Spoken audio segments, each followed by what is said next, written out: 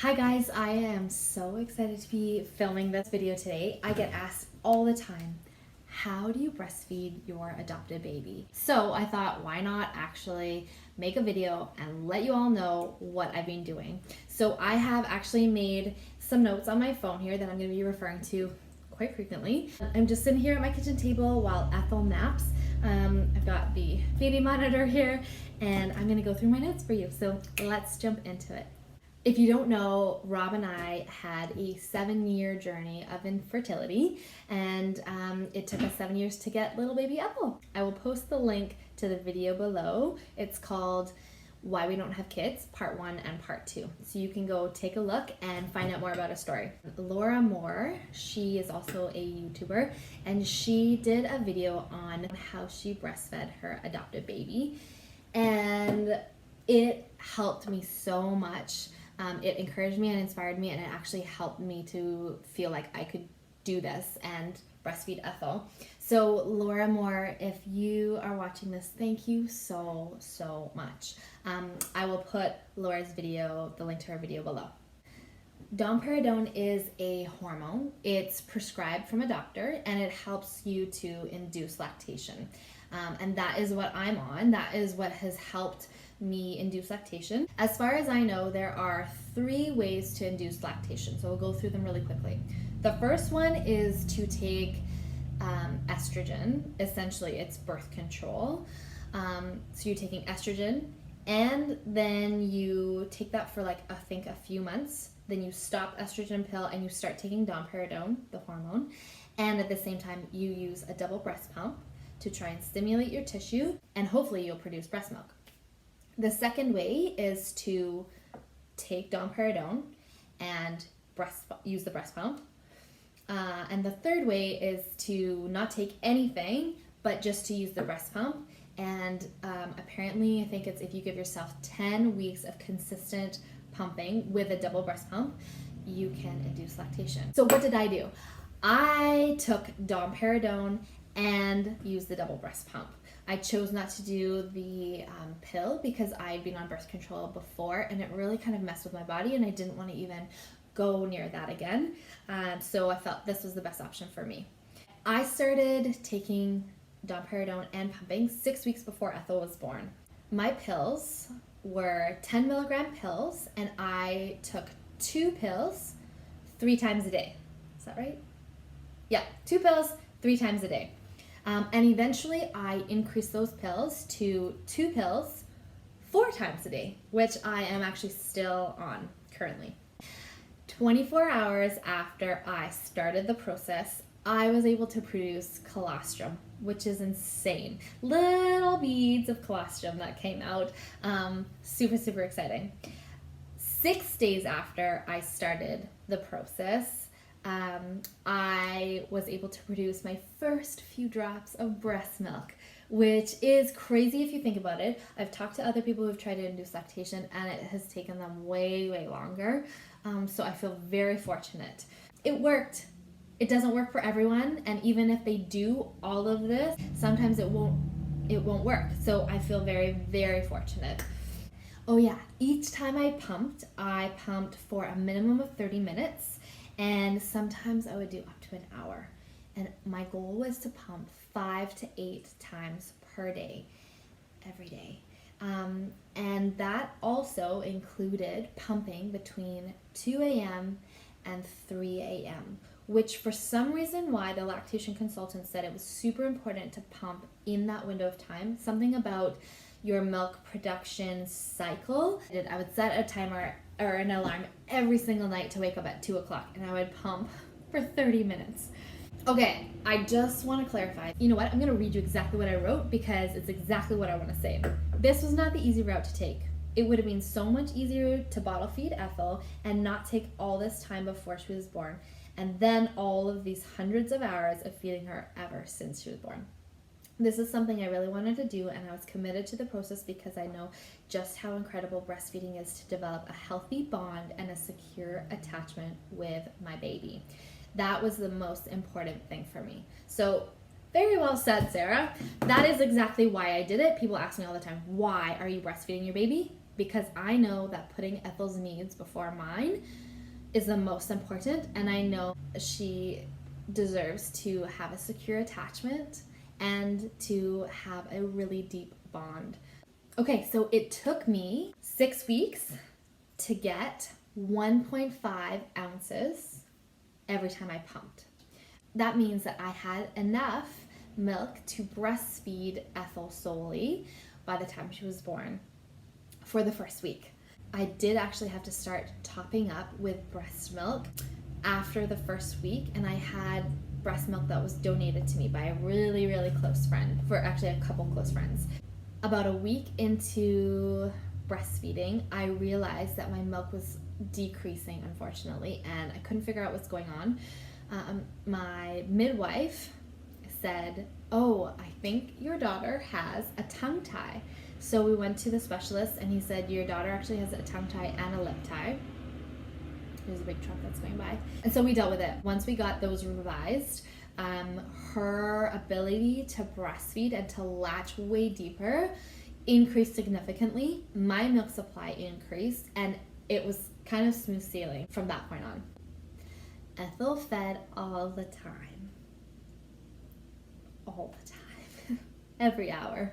She fed so much, which was actually a good thing because it helped my milk supply increase, that I didn't need to nurse her and then use a breast pump right after every nursing session to help increase more. So because she was nursing so frequently, I didn't need to use the pump all the time.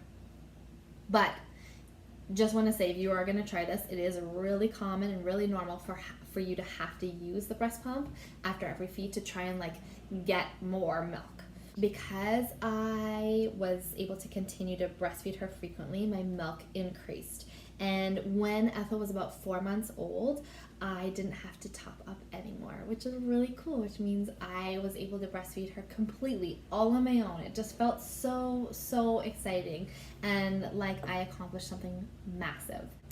But then I started getting anxious every night when I would put her to bed. I was like, is she getting enough? Is her little tummy full? So what we ended up doing was we started topping her up just at nighttime, and we would top her up 2 ounces before bed. And that helped put my mind at ease, and it actually helped her to sleep longer every single night. And then at 6 months old, she seemed like she was doing good, and we were reading her cues, and we stopped topping her up because at that point I had enough milk and there was no point to top her up anymore. Things have been going really well. I'm still breastfeeding every day, multiple times a day, maybe 6 to 8 times a day, and I'm gonna keep breastfeeding as long as I can. Even up till she's 1.5 years, maybe 2 years. It's whatever Ethel wants. So Ethel started solids when she was 7 months old, and she loves food. She eats all kinds of foods. We did a lot of the baby-led weaning, which means she's getting like whole food and learning to put it in her mouth, manipulate the food, and either spit it out or swallow it. And it's worked really well for us. And it's also helped her to sleep longer at night. And sometimes, I think because her little tummy's full too, and sometimes it means that she sleeps 11 hours. Yay! Here's a quick side note. Because Ethel is now sleeping longer and sometimes through the night, I have been pumping every night at around 10:30 or 11 p.m. to empty my breasts and then help my body produce more milk. So basically the way it works is, if your breasts are empty of breast milk, then it sends a signal to your brain saying, hey, make more milk. They're empty. So I empty them and then I have more milk. So it's just a way to keep my milk supply up, and I can keep some in the freezer if I want to freeze it for a rainy day for Ethel. It's just good to have a little extra. Okay, it is so important to eat healthy when you are breastfeeding, and especially if you're trying to induce lactation or increase your milk supply. Lots of nuts, lots of seeds, lots of leafy greens, lots of protein, lots of water, lots of healthy fats. Water is key, you guys. Your diet will affect your milk supply, and I've written down here that my body is so sensitive. If I cut certain things out of my diet, I can tell within 1 to 2 days because my milk will decrease. That's how sensitive my body is, and that's how much I need good healthy food and certain supplements. Okay, so here's a list of supplements I put together, or a list of foods or things that have helped me with my milk supply. The first one is my medication, the Domperidone that I got prescribed from my doctor. The second one is called MotherLove More Milk Plus. This, I think you can get it on Amazon. I got it at my naturopath. This is blessed thistle and fenugreek together, and I think it has some fennel in it. This has helped so much. Hopefully you can see it. I'm gonna link it below as well. Water. This is what I have written down. Water. Drink water. Like I said before, the more water you drink, the more milk you can produce. Also, lemon in my water. I don't know why, but I was reading somewhere that lemon and also lime can help with your milk production. So I just always put a slice of lemon or a drop of lemon essential oil in my water. Okay, next, Moringa powder. Also got it on Amazon. This stuff is magic. All of these things are called Galactagogues, so things that help to produce milk. This has been magic for me. Next, the Debittered or unbittered brewers yeast. Also got it on Amazon. I use it all the time.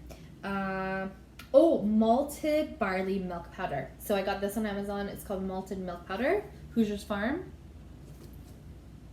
Hill Farm. I don't know if you can see that. Anyway, this sometimes I mix in hot water. It kind of is like a, what's that drink called? Ovaltine. It's kind of like that. It doesn't dissolve 100%, but it doesn't matter because to me, if it helps to increase my milk supply, I'll drink it. Oats. I'm only laughing because oats are my life. I put oats in everything. I have recipes, which I'm gonna link below, 4 recipes that I use every day of my life, pretty much. Oats are a big galactagogue. Chia seeds also.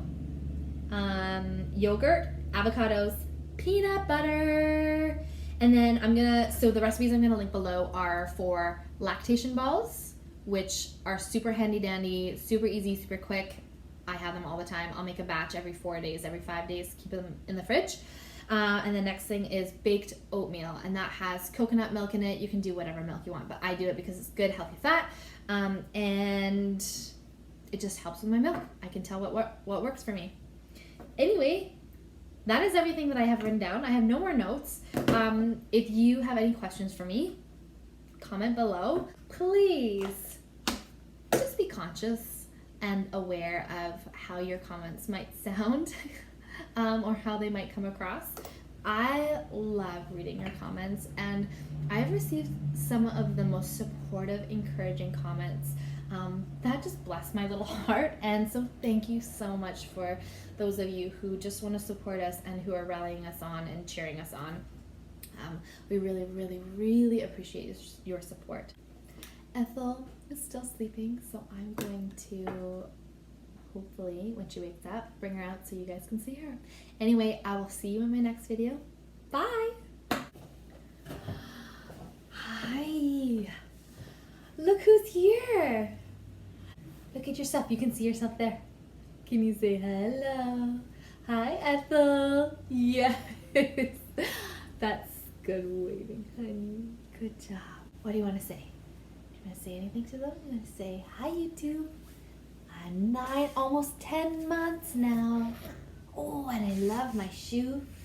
Right? Say bye-bye. Bye-bye. Yay! You got your shoe! Oh. Bye! Bye, guys! Okay, bye, guys.